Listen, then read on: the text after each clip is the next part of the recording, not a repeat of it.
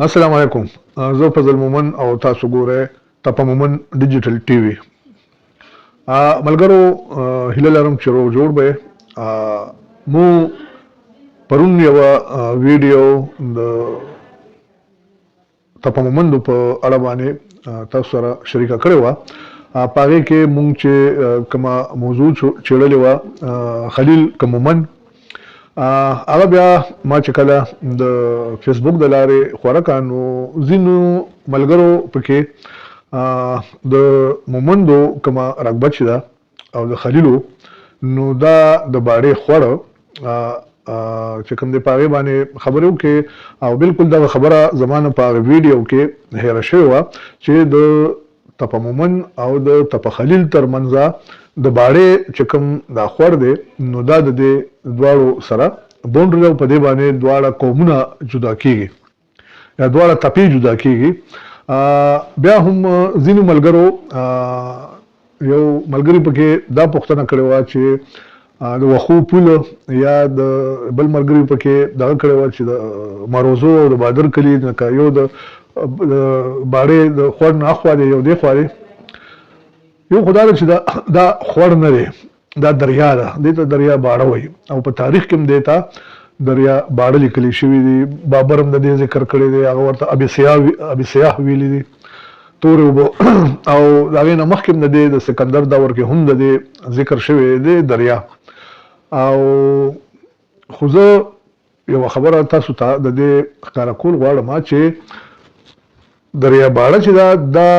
اوس چې تاسو په کوم ځای وینئ او تاسو وایئ چې یاره دا د مروزو سره یا بادر کلي سره دلته بهیږي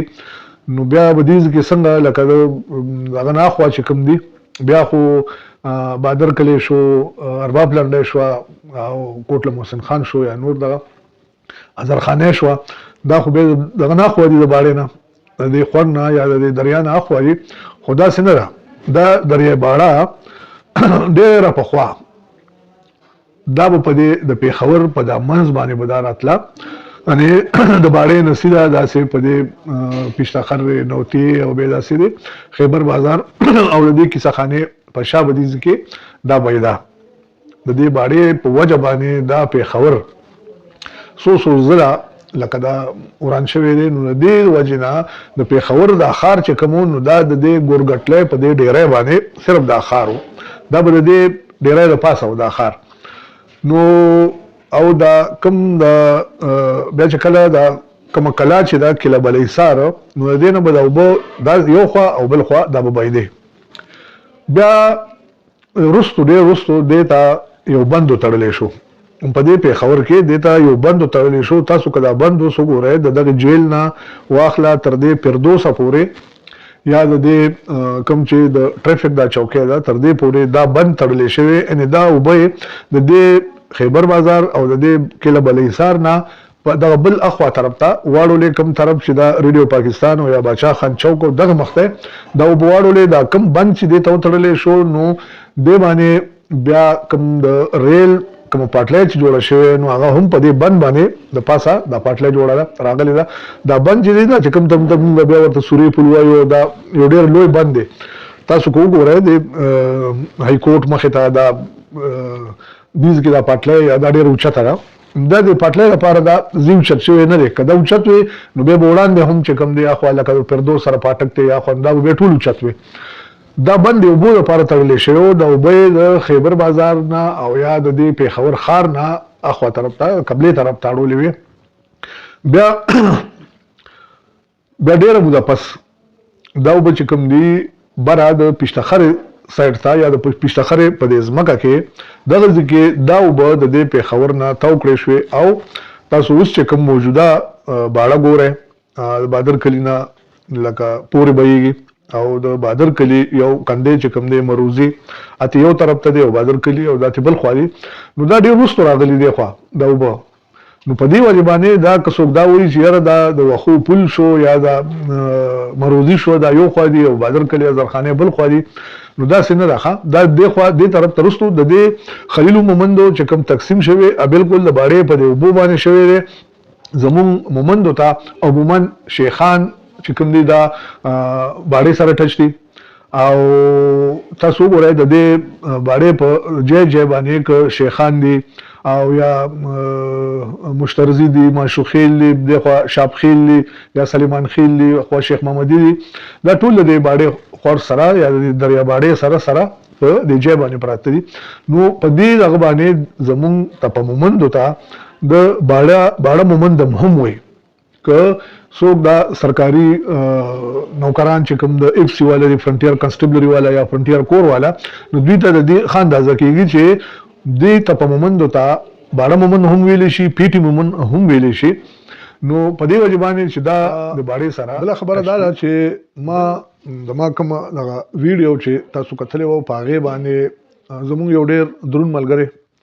د متنو دلدار خان هغه دا خبره کړې و چې یاره په تاریخونو کې په تاریخ په کتابونو کې عموما خلیل مومن لیکل شوی دي خو نه دا څنګه ده خلیل مومن نه دی لیکل شوی مونږ ته تاریخ په کتابونو کې غوریاخیل لیکل شوی دي خلیل مومن داودزه او سلورم سوکنه دا درې خو رونه دي خلیل مومن داودزه دا رونه دي او ورسره پرشته کې سوکنه هم دي نو دا سلور چې دي نو دا د غوریاخیلو لوی خاخونه دي د غوریاخیلو لوی خاخونه دي اسې خو به په غوریاخیلو کې مولاګورې شلمانه دا هم زړیانه دا هم په مولاګورو کې راځي خو مونږ دلته ګورو نو دا لوی د پیښور خوشا چې خلیل مومن داودزه او سوکنه مو د مومندو کدا رقبه ګورو نو که په یو طرف باندې دا د باړې د پخوړ باندې یا د باړې په دریا باندې د خلیل سره نږدې ده بلخوا زمون د متنو چې کومه زمکه ده نو دا بالکل تر جانې غړې پورې یا تر ادم خېلو پورې اکاخېلو سره دا په پوله باندې په برید باندې پرته ده متنی او اکاخېل تاسو ګورئ کله دی په باندې په خپلو کې په دې زمکو باندې جنگونه هم وي دا اوس هم ډېر وخت هغه جګړه روانه و شاید چې اوس پکې تیږه خو دې شوي خو اکاخیلو سره زمون د بونډري تر داسې وایم چې اکاخیل د شیخانو نه را شروع دي د اکاخیلو ډېره لویه رقبه ده ان چرته شیخانو ګوره د شیخانو نه را شروع دي او بل خوا به دی خوا تاسو ګوره ادم خیل جانې غړې تر دې پورې د اکاخیلو دا ډېره لویه رقبه ده په دې پوله ورسره د متنو د رقبه چې کومه دا ورسره پرته ده نو زه دلدار خان ته دا ویل غواړم چې د تاریخ په کتابونو کې مونږ ته خلیل مومن داودزي ته غوریاخیل لیکل شوی دي او که مونږ نور د تاریخ کتابونو ګورو نو هغه کې هم غوریاخیل لیکل شوی دي خیر پتس کې بابری کې خو بابر چې په خپل کتاب کې کم ذکر کړی دی د مومندو ذکر کړی نو هغه دغه غزنی سره خوشا د مومندو ذکر کړی دی هغه په خپل کتاب کې لیکي چې ما تخپل کسانو وچ دیز کې د مومندو ډېر غټ قبيله پرتی دي او راځه چې دا لوټ کو تالانی کو وای ما چې نه زه خپل ریا نه دغه کوم نه خرابم نو بابر چې دا کوم ذکر کوي بیا واقعي چې د مومندو دا تپا یا د مومن ټول مومن او مومن تپا دا په غزنی کې بیا د غزنی نه دا راځي او کوم وایو شهره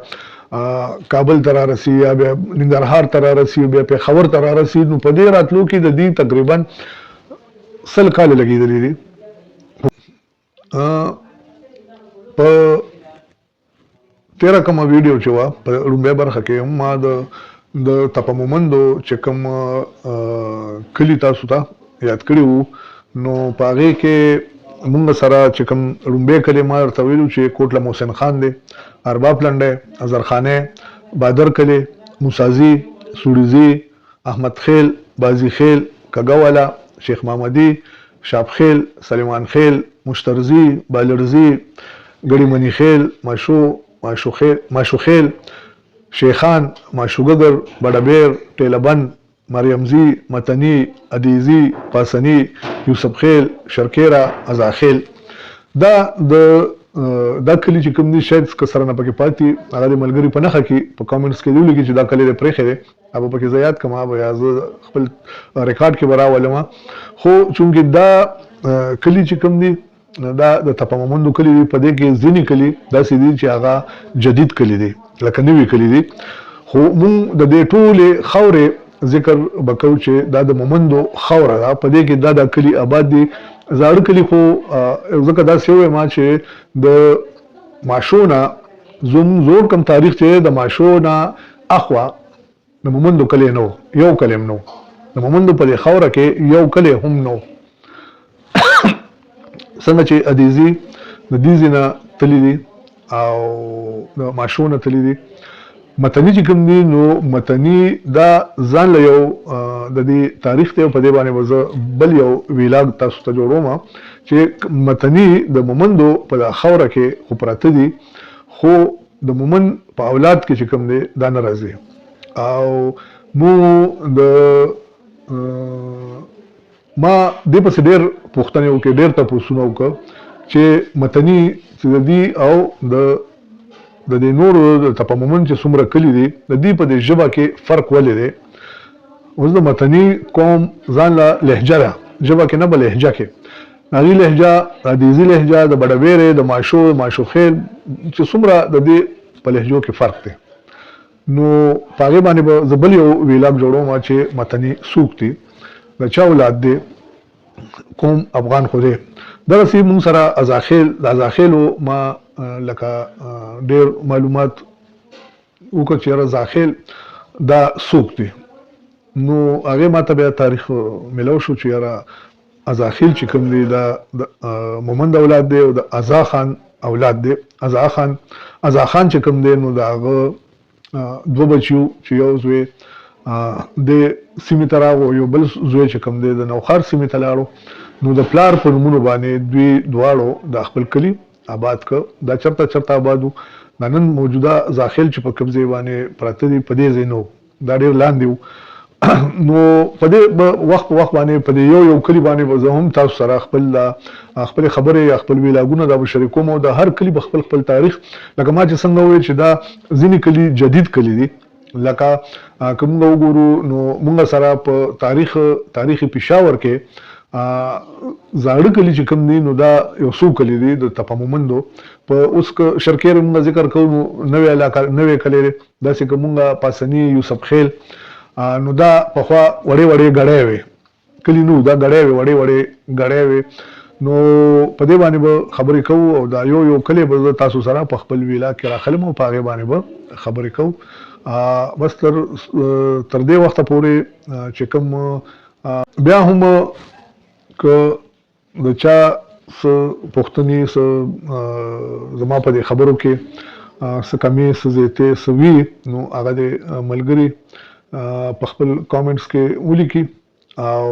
انشاءالله چې ستاسو په مشوره ستاسو په معلوماتو باندې به زما کوم کتاب چې دی